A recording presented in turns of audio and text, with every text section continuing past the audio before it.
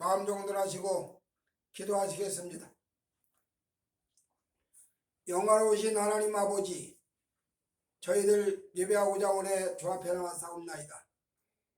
주님, 영광 홀로 받으시옵고 천상의 맑고 깨끗한 신령한 귀한 말씀을 저희들에게 들려주셔서 그 말씀으로 힘을 얻고 죄악된 세상을 싸워 승리하는 역사가 있기를 원하오며 예수님 귀하신 이름으로 기도 올리옵나이다.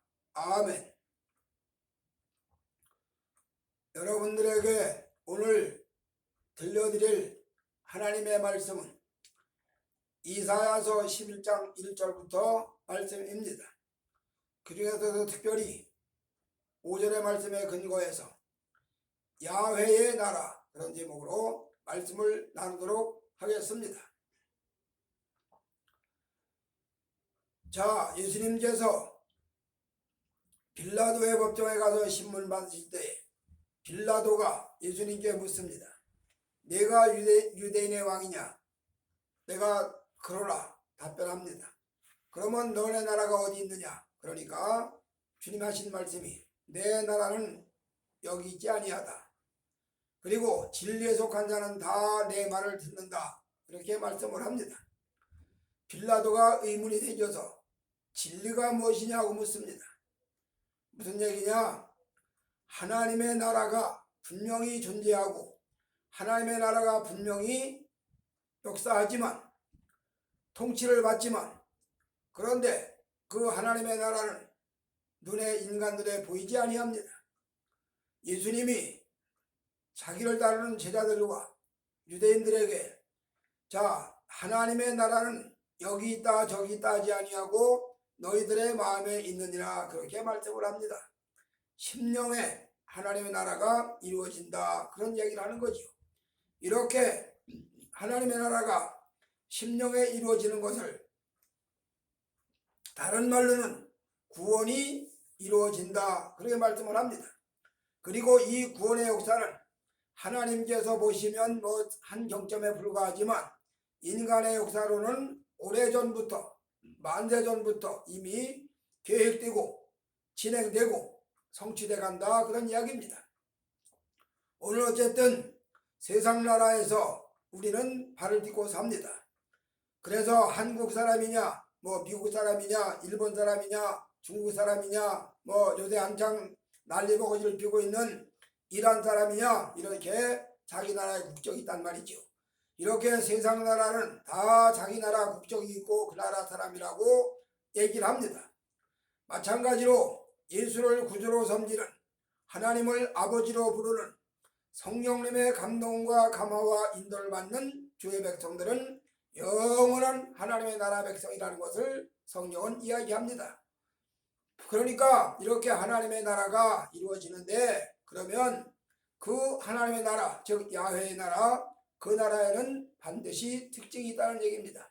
어떤 특징이 있느냐? 첫째로 주권의 특징이 있습니다. 세상 나라도 반드시 주권이 있어요. 영토가 있어요. 백성이 있습니다. 그래서 국가의 3대 요소 영토, 주권, 국가 이 세 가지가 충족돼야 나라 구실을 한다 그런 얘기를 한단 말이죠. 우리가 일본에게 나라를 주권을 뺏겼습니다. 분명히 영토도 있고 백성도 삽니다. 그런데 주권은 조선 총독부라는 그 기관에 통치를 받는다는 말입니다. 즉 일본의 지배받는다 그 말이에요. 주권이 없기 때문에 우리나라가 될 수가 없습니다. 그래서 당시 35년 동안 살았던 사람들은 다 일본 국적이라고 봐도 과언이 아닙니다. 물론 일본 국적은 아니지만 일본 국적이라는 말이죠. 이렇게 세상 나라도 주권과 영토와 국민이 있어야 나라가 유지가 되는 것처럼 하나님의 나라도 주권이 있어야 되는데 어떤 주권이냐? 이것은 여러 얘기할 것도 없이 하나님의 절대 주권이죠. 하나님께서 그 나라의 법이 되시고 하나님께서 그 나라의 빛이 되시고 하나님께서 그 나라의 왕이 되신다는 얘기입니다. 바로 그 나라에 그 하나님 나라에 주권이 있는데 그 주권이 바로 하나님이시란 말이죠. 그래서 하나님 그 자신이 주권입니다. 구원도 마찬가지입니다. 우리가 조직신학에서 신로를 배웁니다. 하나님의 섭리를 배웁니다. 이 하나님의 섭리, 하나님의 주권을 가지고 통틀어 뭐라고 말하냐? 하나님의 주권이라고 얘기를 합니다. 그래서 하나님이 이 논쟁은 수도 없이 많은 그야말로 끝없는 논쟁을 하는 교리인데, 하나님의 절대 주권, 만세전에 하나님의 택함받은 백성이 있다, 이것을 강조하는 선택받은 교리를 얘기하는 그런 성경 교리가 있습니다. 반대로 사랑의 하나님이 너는 처음부터 지옥 갈 백성이다 그렇게 정해놨겠느냐? 그건 아니다, 그렇게 주장하는 사람들도 만만치 않게 많이 있습니다. 자, 하나님의 절대적인 선택의 주권에 의해서 만세전에 선택이 됐든지 아니 됐든지 그거는 인간들끼리 논쟁이라 치고, 그러나 성경은 분명히 여러 군데서 하나님의 주권을 이야기합니다. 수없이 많은 하나님의 백성들이 이야기합니다. 예레미야가 이렇게 말하죠. 자, 내가 모태의 조성을 받기 전에, 지음 받기 전에 여호와께서 나를 만세전에 선택을 하셨다, 그래 얘기를 합니다. 또 시편 기자는 이렇게 말하죠. 여호와께서 내가 내 체질이, 형체가 조성되기 전에 이미 나를 아셨다, 그래 얘기합니다.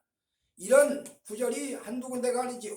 이런 모든 흘러가는 맥락을 가지고 연구해서 만들어낸 것이 바로, 만들어진 것이 아니라 발표한 것이 바로 선택교리입니다. 하나님께서 만세전에 선택을 하셨다. 그리고 선택받은 백성이 하나님의 시간표에 따라서 교회로 부름을 받는다. 그리고 부름받은 백성이 하나님의 은혜를 깨닫고 회개, 리펜텐스의 은혜를 받고 거듭나는 중생 체험을 하고 중생을 하고 그리고 믿음을 선물로 받고, 이렇게 해서 하나님 앞에 의롭다고 인정받는 칭의의 승인을 받고 하나님의 아들과 딸이 되는 어덥션, 양자되는 사건이 일어난다. 이렇게 해서 구원이 이루어지는 것을 구원론은 이야기합니다. 자, 어쨌든 성경은 만세전에 하나님이 선택했다고 하는 선택교리도 입증할 만한, 뒷받침할 만한 성경 구절이 많이 있고, 반대로 인간의 자유의지에 의해서 하나님을 믿는다고 주장할 만한 성경들도 많이 있습니다. 그러니까 선택교리가 옳다, 인간의 자유의지의 교리가 옳다, 이것을 말하려고 하는 것이 아니라 그 두 가지 견해가 같이 흘러가고 있다는 얘기입니다. 그러나 분명한 것은 하나님의 은혜로 예수를 구주로 받아들여야 하나님 나라의 백성이 된다는 얘기입니다. 왕이신 그 하나님, 임금님이신 그 하나님의 나라의 백성이 되는 유일한 조건은 예수를 구주로 받아들여야 그 나라 백성이 된다는 거지요. 자, 저 개인적으로는 누가 뭐라고 해도 하나님의 선택교리가, 만세전에 선택된 교리가 저는 맞는다고 인정이 됩니다. 왜 그러냐? 내가 무슨 하나님의 은혜를 알아가지고 마음으로 믿어져서 깨달아져가지고 교회를 하는 게 아닙니다. 처음에는 하나님의 구원이니 뭐 하나님의 역사니 사랑이니 이런 거 몰라요. 전혀 모릅니다. 그냥 옆에서 친구들이 뭐 교회 한번 가보자, 뭐 어쩌자, 뭐 이래서 따라갔다가 괜찮네, 들을만하네, 뭐 이런 감동이 생기고 이런저런 여러 가지 여건이 생겨가지고 교회를 가고, 그 나가다가 보니까 설교를 계속 듣다 보니까 믿음이 하나님께서 선물로 주셨고, 믿음이 생기고 보니까 이게 아무리 생각을 해도 내가 믿는 게 아니야. 나의 발걸음을 옮기신 이가 하나님이시고, 나의 마음을 주관하신 이가 하나님이시고, 나의 생각을 바꾸신 이가 성령님이라는 거죠. 그러니 선택교리를 부정할래야 부정할 수가 없어요. 이거를 칼빈은 이렇게 말합니다. 불가항력적인 은혜, 바다 물결같이 밀려오는 그 물결을, 조수관 밀려오는 그 물결을 누가 막겠느냐? 그래서 불가항력적인 은혜다, 그렇게 얘기를 합니다. 아무리 분석하고 또 분석하고 또 기도해봐도 이 칼빈의 이 교리가 믿어지는데 어떡합니까? 반대로 이것이 믿어지지 아니하고 사람이 마음으로 인정을 하고 받아들이고 믿은 거지, 그래서 구원받는 거지, 만세전에 어떻게 선택이 되겠느냐? 하나님이 너는 만세전에 넌 지옥 갈 백성, 너는 천국 갈 백성 이렇게 갈라놓겠느냐? 이건 아니지. 이렇게 하는 것도 뭐 어느 정도는 맞는 얘기라고 봅니다. 그러나 개인적인 제 견해로는 하나님이 만세자를 선택했다는 선택교리가 더 믿어지고 아멘이 된단 말이지요. 자, 어쨌든 이렇게 하나님의 나라에는 주권이 존재합니다.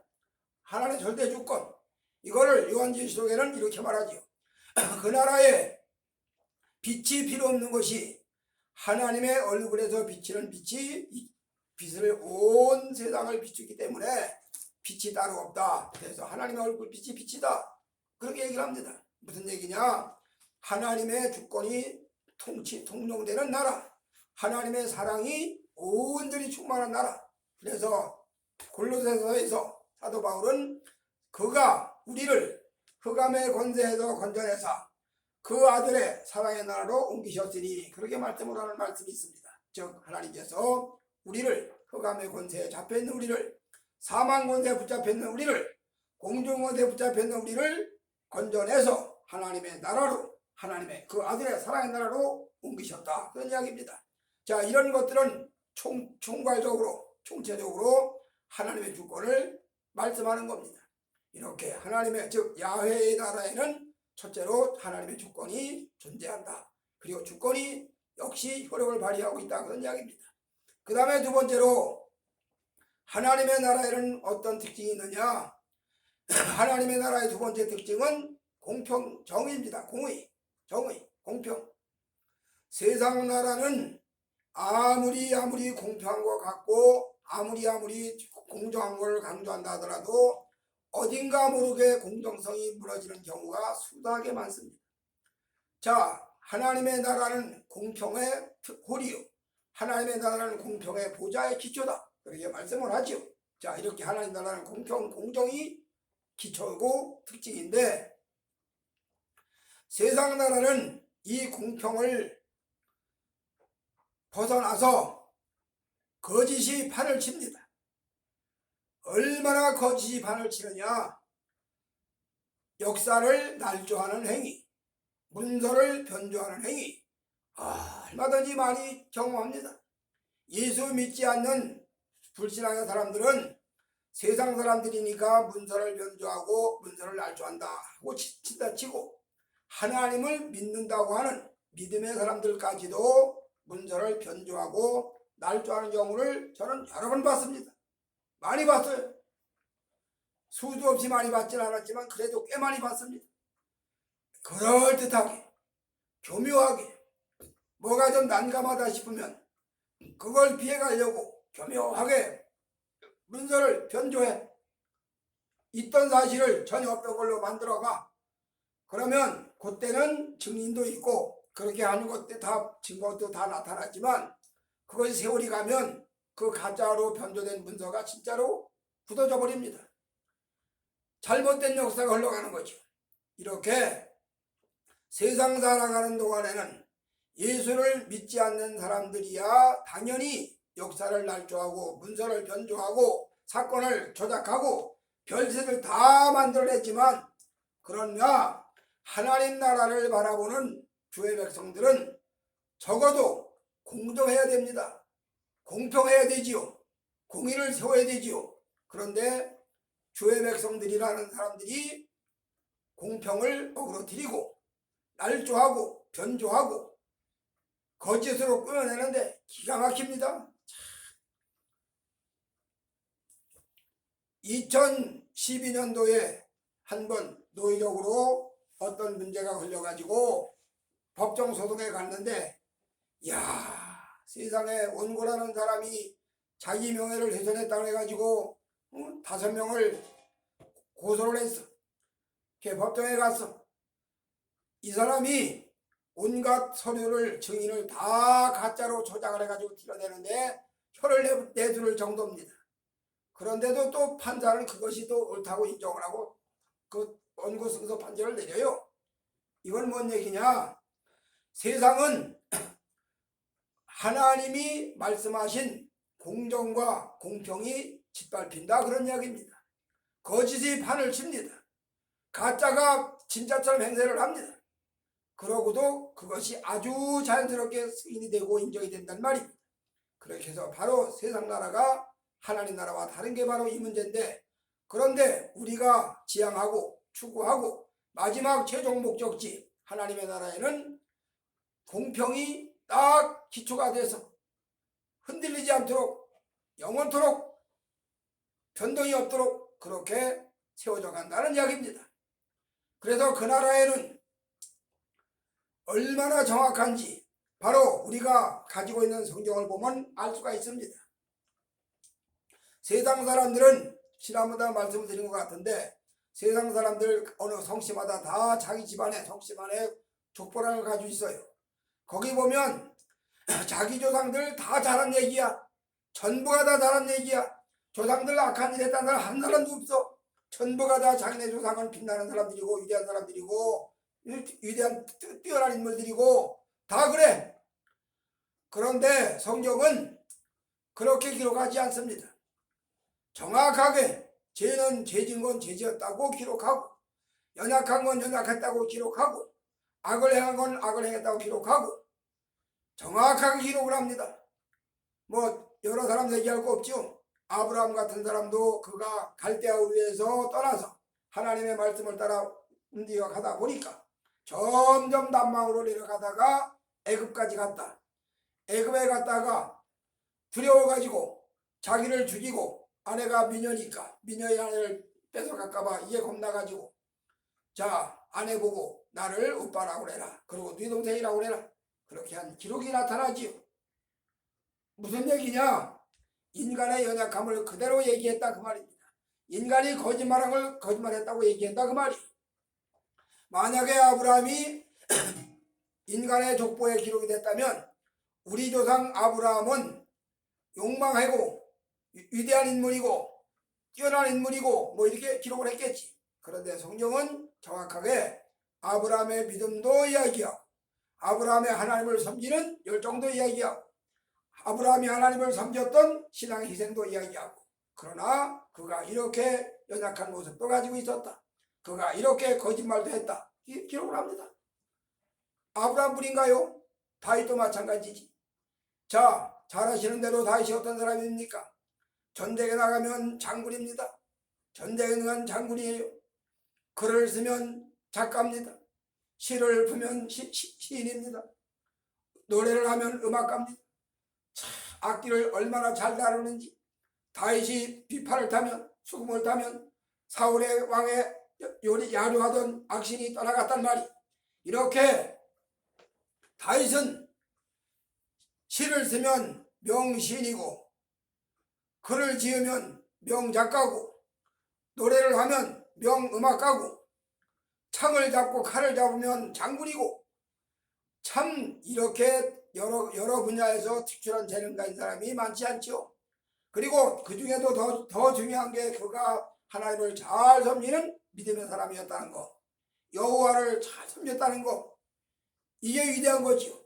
그런 다윗도 밧세바를 보고 음욕이 발동해서 데려다가 동침을 하고 그가 임신을 했더니 그걸 감추려고 뒤집어 씌우려고 우리아를 불러다가 동침을 시켜가지고 간프라치 하려고 하다가 이게 여의치 않으니까 전쟁터에 내보내가지고 맨 앞에서 적군에 의해서 맞아 죽게끔 그렇게 했다. 이게 정확하게 기록이 돼 있어요. 한치도 가감이 없어. 있는 그대로 다윗이 이렇게 악한 짓을 해가지고 우리아를 충성된 우리아를 죽게 했다. 남의 아내를 자기 여인으로 삼았다. 정확하게 기록을 합니다. 이렇게 성경은 인간의 연약성, 인간의 죄악성, 인간의 가증성, 부패성을 정확하게 이야기합니다. 그럼과 동시에 그가 하나님을 잘 섬겼던 믿음은 또 믿음대로 이야기합니다. 무슨 얘기냐? 죄악된 세상에서 살아가는 인생들이 하나님의 은혜로 교회에 전도되어서 말씀을 듣고 예배를 드리다 보면 점진적으로 우리 속에 붙어있던 거짓됨이 떠나가고 대신 공평이 세워진다 그 말이. 거짓이 우리 속에 어디 붙어있는지 현미경으로 아무리 뒤다봐도 안 보여. MRI 찍어도 안 보여. CT 촬영해도 안 보여. 어디 붙었는지 몰라. 그런데 분명한 거는 죄악이 우리 속에 붙어 있어요. 막 섞여 있어. 밀가루하고 가늘머리하고 반반씩 섞여가지고 놔두면 우리는 그거를 버려야 됩니다. 못 써요. 근데 하나님은 밀가루와 모래가 반반 섞여놓은 거를 정확하게 갈라가지고 딱 분리하시는 분입니다. 오늘 이렇게 죄악으로 뒤범벅이 되고 얼룩지고 온통 다 죄뿐이야. 다 죄뿐이야. 성령의 불빛에 비춰보면, 말씀의 불빛에 비춰보면 우리 영혼의 모습이 드러납니다. 깜깜한 밤에 전등불을 켜면 온 방이 다 환해서 다 보이는 것처럼, 낮에 태양이 뜨면 온 천하가 다 보이는 것처럼 우리 심령에 성령의 불이 비춰지고 말씀의 불이 비춰지면 우리 심령의 더러운 죄악이 다 발견됩니다. 다 그래서 회개가 됩니다. 왜 회개를 못하느냐? 안 보이니까 해결을 못하는 거예요. 안 보이니까, 안 믿어지니까 해결을 못하는 거예요. 성령의 빛이 비춰지고 말씀의 빛이 비춰지면 내가 말로 다 할 수 없는 더러운 죄이라는 사실이 믿어지고 깨달아지면서 통일작업을 하게끔 돼 있어요. 이게 바로 하나님 나라의 공평의 원칙입니다. 오늘 세상은 온통 죄악으로 거짓으로 꽉 차 있습니다. 누구 할 것 없이 배운 사람 못 배운 사람, 권세 가진 사람 권세 없는 사람, 돈 많은 사람 돈 있는 사람 할 것 없이 다 부패하고 다 거짓돼. 가난한 사람은 정직하고 부자는 거짓되냐? 아닙니다.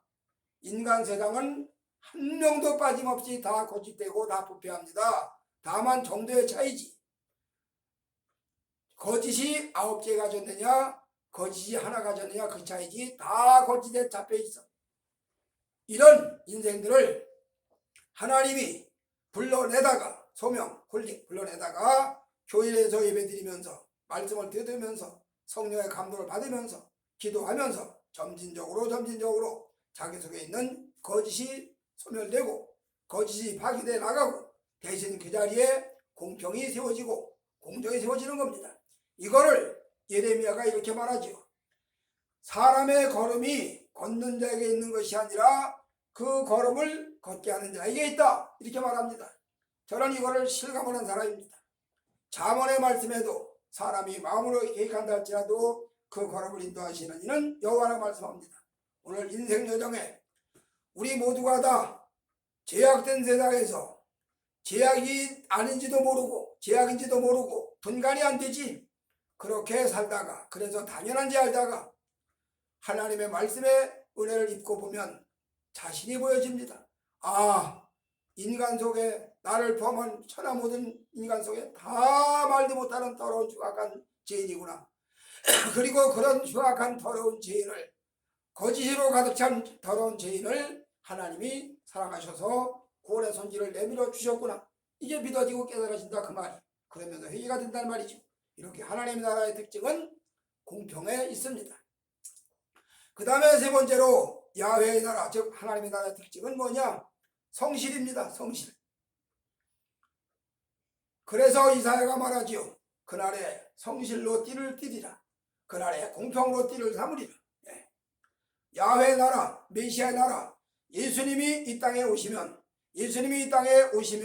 그 나라는 공평과 정직으로 성실로 띠를 삼는다. 즉 여호와의 뜻이 이루어진다 그 말입니다. 성실하다는 말의 반대가 뭐겠어요? 얼렁뚱땅이란 얘기겠지. 설렁설렁이란 얘기겠지. 그냥 눈속이만 한다는 얘기겠지. 하는 채만 한다는 거겠지. 오늘 이 땅 살아가는 동안에 주의 백성들, 구원받은 백성들이 성실하다는 얘기는 우리가 많이 얘기를 간증도 많이 듣고 나타납니다. 정직과 성실.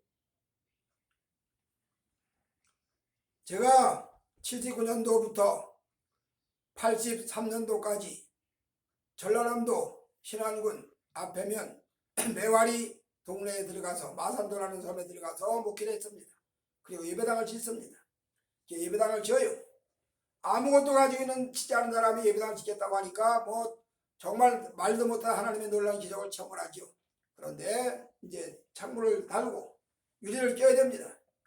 근데 어떤 분이 그러더라고. 저 한국유리 거기다가 부탁을 하면 유리를 보내준다. 그래서 또 보냈어요. 이만저만 해서 우리 교회가 지금 예배당을 짓고 있는데 유리를 좀 보내주시면 좋겠습니다 하고 보냈더니 참 보냈어요. 그걸 가지고 다 또 유리칼을 사가지고 다 잘라가지고 그것도 저 국민학교 교사로 가서 일하시던 분들 지금 그분들 세월이 많이 가서 얼굴도 참 기억이 날까 말까 한데 고부철 이일의 부부 교사님 그분들이 전도가 돼가지고 방과 학교 끝나면 교회로 달려와가지고 이 교회 예배당 짓는 작업을 봉사를 해요. 그분이 다 유리를 다 칼로 잘라가지고 유리칼로 잘라가지고 다 껴서나 너무너무 감사하고 고맙죠. 그래서 나중에 알고 봤더니 그 유리 보내준 그분이 왜 그러냐. 유리를 만드는 회사가 이 불을 끄면 안 된답니다. 이 유리를 만드는 그 불이 계속 24시간 타야 된대요. 그러니까 불을 끌 수가 없어. 그러니 주의를 지킬 수가 없어. 그래서 3조대로 그 시간 지켜야 되고 대신 예배 시간이 달라지겠지. 그렇게 예배를 참석하면서 하니까 이분이 명색이 장로란 분이 주의를 온전히 지키지 못한다는 그런 그 하나님 앞에 죄책감 때문에 대신 주일날 나온 유리는 모두가 다 필요한데 나눠주고 아니면 그 유리를 판매해가지고 판매 대금을 전도비로 쓰고 그렇게 계획을 세웠답니다. 그래서 그분이 주일날 나오는 모든 유리를 다 이렇게 기증하는 것 때문에 그분한테 아마 유리 받아가지고 예배당 지교들 많겠죠. 저도 최태섭 장로님 그분한테 그 유리를 받아서 마산교회를 지었습니다. 그래 그분이 왜 그렇게 하나님이 높이 들어 세웠느냐. 6.25 전쟁이 터지는데 피난 가기 바쁜데 대출금을 갚으러 왔다는 거예요.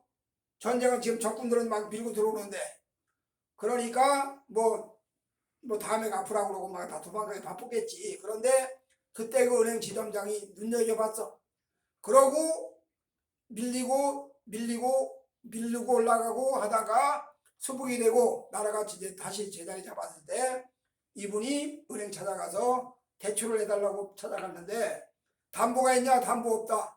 다 안 된다고 그래. 근데 마침 그때 당시 그 돈 갚으러 왔던 그 젊은 청년을 보고 저 사람 같으면 신용 있는 사람이다. 대출해줘라.